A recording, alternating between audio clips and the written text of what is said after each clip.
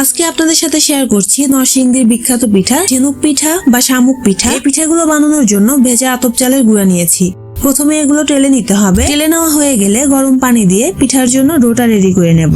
এখন একটা পাতলা সুতি কাপড় দিয়ে ডোটাকে ঢেকে রেখে দিতে হবে। এখানে আমি 2টা চিরুনি নিয়েছি। এখন একটু ডো নিয়েছি। ডোটা প্রথমে বলের মতো গোল করে নিয়েছি।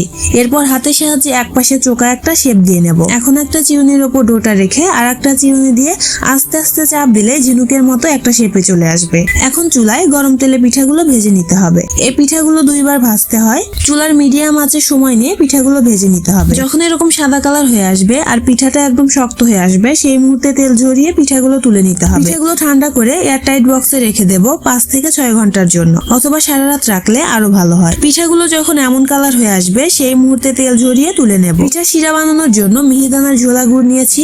সামান্য পরিমাণে পানি দিয়ে দিলাম আর দেব 2টা তেজপাতা আর 2টা এলাচ। যখন গুড়টা জাল দিতে দিতে হাত দিলে দেখা যাবে একতার হয়ে এসেছে, সেই মুহূর্তে চুলা অফ করে নিতে হবে। এখন শিরার মধ্যে ভেজে রাখা পিঠাগুলো দিয়ে দেব। এই পিঠাগুলো শিরার মধ্যে 3 থেকে 4 মিনিটের মতো রেখে তুলে নেব। এই তো রেডি আমাদের ঝিনুক পিঠা। সবাই অনেক ভালো থাকবেন। আল্লাহ হাফেজ।